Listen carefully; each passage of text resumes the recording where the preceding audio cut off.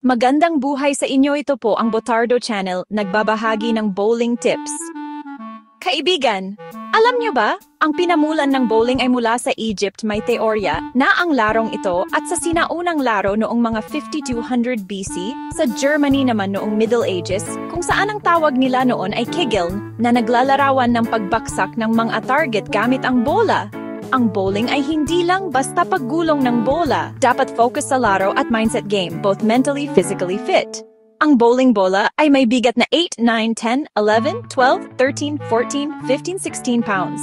Ito ay isang sayaw ng siyensya, sining, art sports at mindset sports. Physical mind at tamang diskarte at maghanda ng iyong bola na susukat sa iyong daliri upang mahawakan mo ng tama ang bola at may hagis at maswing mo ng tama sa pamamagitan ng gravity up and down motion at push away follow true motion ng bowling ball sa down lane.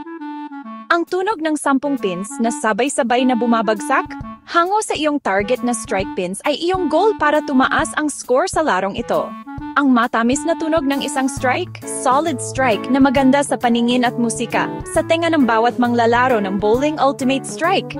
Ang tamang swings ng bola sa iyong kamay at braso ay yung nakadiretso ang iyong braso ng kamay. Kagagamit ka lang ng gravity motion para utulak ang bola at magkaroon ng tamang speed tungo sa target headpin upang makastrike ka. Ang iyong bowling ball ay mahalaga na alagaan mo sa paglilinis ng bola sa tuwing titira bago ka tumayo sa pwesto mo sa lane stand position at pagpupunas ng bola frame to frame upang mabawasan ang langis galing sa oil pattern lane. Ito ang iyong pinakamahalagang partner sa laro, ang iyong bowling ball, bowling shoes, hand wrister, pamunas sa bola at ang tape sa daliri mo upang di dumulas o hindi maging malapot ang iyong daliri o kamay sanhi ng pawis or basa ng kamay sa paghawak ng bola mo. Alam nyo ba na pagkatapos ng bawat laro, ang bola ay puno ng langis ng lane pattern na dapat punasan sa bawat tira na iyong gagawin upang maiwasan ang sobrang dulas na iyong bola na magiging sanhi ng mislead target ng pins. At ito ay para maging maayos ang target mo tungo sa strike. Ang simpleng pagpunas gamit ang isang microfiber towel sa bowling ball ay isang paraan upang mapanatili ang tamang linis ng bola at tamang strike release form frame-to-frame game. Para sa mas malalim na paglilinis, gumamit ng aprobadong bowling ball cleaner o kaya ipalinis sa pro shop o kaya may extra kang bola para sa adjustment ng iyong tira at lane kung ang bola mo ay puno na ng langis ng lane. Punasan ito ng maigi ang buong bola para maging maayos ang takbo ng bola mo tungo sa iyong target headpin upang maiwasan mo ang maling tira o daan na nagsasanhi ng split pins na maging sanhi ng mababang score sa bowling. Maraming beginners ang nagkakamali sa pagtingin sa mga pins, nakatingin sila sa pins sa dulo ng lane na hindi dapat gawin. Sobrang layo niyon bagkus sa malapit na dots or arrow ang dapat na target ng isang beginners. Ang dapat gawin ay tumingin focus sa dot arrow na malapit sa foul line at mag-imaginary line para patungo sa tamang daan ng pag-strike pin tungo sa headpin na target upang makastrike at tatandaan lagi ang iyong tayo sa lane na meron ding dots line sa stand lane puwesto. Ang sikreto ng mga bowlers na matatagal na naglalaro ay tumingin sa mga arrows o dots sa lane mismo, malapit sa foul line, hindi nakatingin sa pins na sobrang layo. Sayo dito natatansya ang daan tungo sa tamang strike pin. Ang mga ito ay nasa layo ng mga 15 feet mula sa foul line sa pamamagitan nito para maging guide dots mo sa susunod na tira mo, kung saan makikita mo na ang takbo ng bola mo sa target mo na headpin strike. Para sa right-handed, target ang pangalawang arrow mula sa kanan at kaliwa naman second arrow din sa kaliwa or dots lane. Dahil ang pagdaan ng bola sa arrow na ito ang nagbibigay ng pinakamagandang anggulo para tamaan ang strike pocket at matandaan mo na ulit kung saan ka babato sa next tira mo, ganun lagi upang maging maayos ang laro mo sa lahat ng frame to frame. Kaibigan, nakikita mo ba ang makintab na sahig ng bowling lane? Kasi may oil pattern ng lane para maging madulas sa unang tira at maging maayos ang takbo ng bola mo na hindi ka masyadong hirap ihagis tungo sa headpin. Yan ay dahil sa oil o langis na inilalagay dito sa bowling lane at wala nang langis sa bandang dulo na malapit na sa mga pins upang ang bola mo ay tumayo at mag-create ng solid strike. Ito ay may tinatawag na oil pattern. Mas makapal sa gitna at tabi pero walang langis sa bandang dulo na malapit sa mga pins. Ang oil pattern na ito ay parang isang invisible na kalye na gumigiya sa iyong bola ng bowling upang mapasunod mo sa tamang-tama ng head core ng iyong bola upang ang mga pins ay magbaksakan sabay-sabay. Strike na. Karaniwan, ang langis ay inilagay sa unang 38-42 feet ng lane upang maititra mo ng hindi hirap sa unang daan ng iyong bola tungo sa iyong target pins. Dito nangyayari ang magic. At sa dulo wala ng langis sa 43, 44, 45 feet, wala ng langis malapit na sa mga pins upang mag-hook ang bola mo para sa soiled strike pins at tamang ball speed roll and strike. Ang tamang hakbang sa pagbitaw ng bola o ang release ball ay ang pinakahuling sandaling inyong physical na koneksyon sa laro. Dapat tamang balance ng release sabay sa katawan mo. At galaw at kilos sabay lahat ayon sa pagkasunod-sunod na kilos mo upang ma-release ng tama ang bola tungo sa iyong target dots arrow upang makarating sa head pins target strike. Ang pinakakaraniwan at epektibo para sa mga beginners ay ang 4 steps approach or 5 steps approach. Sa bowling lane, hindi ka dapat lalakpas sa foul line upang hindi maminus ang itong tira. Hindi kasali sa score kapag lumagpas ka sa foul line ng lane at may tutunog na horn at kulay red light ay mag-on upang sabihin ikaw ay foul sa tira mo, invalid or cancel ang tira mo.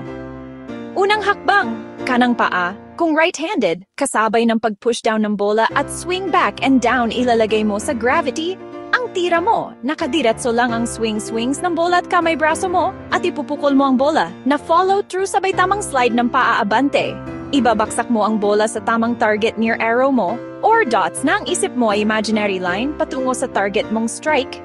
Head pin ang pagitan ng 1 and 3 pins, pagkanan at 1 and 2 pagkaliwa, upang maka-strike forcein ka na. Ang ikatlong hakbang, gamit ang kanang paa ulit, ay ang pinakamahaba at pinakamabilis ang finish. Follow through push away na tira mo ang ball release ng tama at sakto sa galaw at hakbang ng paa at katawan mo. Perfect posture ng tira, may balance din ng kaliwang kamay para di ka matumba.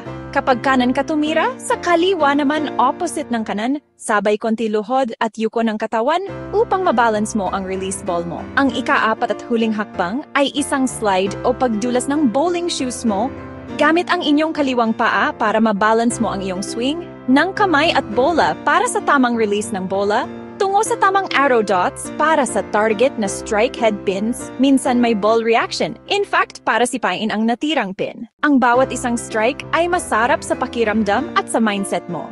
Pati body motion mo ay masaya at tataas ang value mo or tiwala mo sa tira mo upang gawin ulit ang strike. Ang pagkuha ng sunod-sunod na strikes ang tunay na layunin. Upang tumaas ang score mo, dapat alamin ang lahat ng target lane mo. Tandaan ang dots arrow at pagmasdan mo ang galaw or gulong ng bola mo upang sa susunod alam mo na ang dagdag na push, lakas na tira mo gamit ang gravity technique. Follow through. Huminga ng malalim taas at baba para sa relaxed mindset at maalis ang kaba sa dibdib.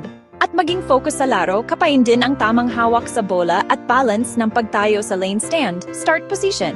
Pag-visualize ng perpektong tira, kung saan ang tamang target mong arrow upang makastrike sa iyong unang tira. Pinaka-importante ang unang tira para sa target strike pins. Ang isa pang sikreto ay ang spare shooting. Mahalaga ang spare shooting frame by frame dahil tataas ang score mo. Kapag may natira sa lane, sanhi ng iyong tira, normal na yun sa isang bowlers. Ang mga profesional ay mas nag-aalala sa kanilang spare shooting kaysa sa strikes. Kasi kapag hindi natamaan ang natirang pin -10, kagad ang score mo. Kaya mahalaga ang spare shootout sa larong ito. At dapat practicing ito lagi. Sa anumang sport, ang mental game mindset sobrang mahalaga sa bawat larong ito. Kaya panatilihing focus sa laro frame by frame, mindset sa bowling lang. Sa bowling, ang kumpiyansa ang inyong pinakamalakas na sandata. Tiwala sa iyong kakayahan upang tumaas ang score mo sa bawat frame set.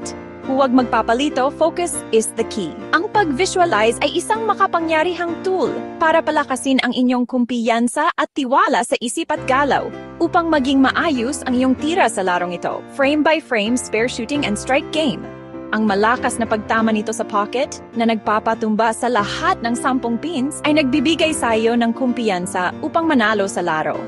Ang inyong kalaban ay hindi ang ibang tao. Ang kalaban mo ay ang inyong score sa laro. Dapat ang kahapon na score ay maging mataas kesa sa nakaraang laro o kahapon na score mo upang malaman mo ang kakayahan mo at malaman mo ang error mo para ma-correct mo ang tira mo sa lane. Subukang talunin ang inyong personal best, maging handa at focus sa isip, mindset na win-to-win situation. Lagi practice, lagi isa sa key ng pagkapanalo. Ang isang magaling na bowler ay hindi lang marunong bumato ng bola. Marunong din siyang magbasa ng sitwasyon sa lane oil pattern, kung saan ang iyong bola or target upang mag-strike from frame to frame lane conditions. Ang bola mo ay dapat di nagbabago ang target or speed ng bola mo na tumatama sa gitna ng headpin upang makastrike at tumatakbo sa oil pattern sa tamang speed at lakas roll, speed and hit it. Isa sa tamang target at puwesto ay umusog ng dalawang board pakaliwa ang paa kung kanan ang pagbato mo sa bola at nakatingin sa tamang second arrow dots, yon ang iyong imaginary line pattern patungo sa strike head pins. Move target isang board pakaliwa naman kung kaliwete kapag hagis nagbola, second arrow ang standard dips upang makastrike lagi. Stand focus sa tamang position kapag nasa stat position ka na. Isa pang discard, baguhin ang bilis ng bola at maging sunod-sunod na maayos ang speed record mo sa score screen. TV makikita ang speed ng bola mo. Magbasa ng lane oil condition at bola mo in action. Kontrolin ang bilis at tamang follow-through upang makuha ang speed ng bola mo at tumama sa headpin na ang target mo ay pagitan ng 1-3 pins. Kapag kanan ka, at 1-2 pins, gitna ng pins kapag ikaw ay kaliwa bumato. Huwag kang matakot na sumali sa isang league o liga upang malaman mo ang skilled mo sa bowling, kung hanggang saan na ang level mo or class mo sa larangan ng bowling. Ito ang pinakamagandang paraan para regular na makapaglaro at ma-focus mo ang target mo at ang tira mo at speed ng bola mo tungo sa strikes. Isa ring paraan ang regular na practice sa laro para maging muscle balance ang braso mo at tira mo upang masanay sa pagtira ng bola ng tama. Magtanong din minsan at matuto mula sa mas experienced na bowlers at ugaliing manood ng bowling video ng professional bowlers upang makakita ng tips at techniques sa bowling. At practice din lagi ang tamang daan sa larong ito upang magtanggumpay. Ang pinakamagandang parte ay ang camaraderie o samahan na mabubuo mo dahil kayo ay isa ang laro at goal. At ang goal nyo ay maging better bowlers at maging champion sa larong ito. Ang bawat kampiyon ay dating isang baguhan na hindi sumuko upang makamit ang tagumpay sa larangan ng bowling. Ugaliing mag-practice ng larong ito kahit kampiyon ka na. Huling tips, regular na mag-practice upang maging high game bowler series at maging pamilyar sa tira ng strike at spare shooting. Ito po ang Botardo Channel. Salamat sa panood, mag-like at share at subscribe sa aking channel. See you in my next video upload. Strike na yan, kaibigan!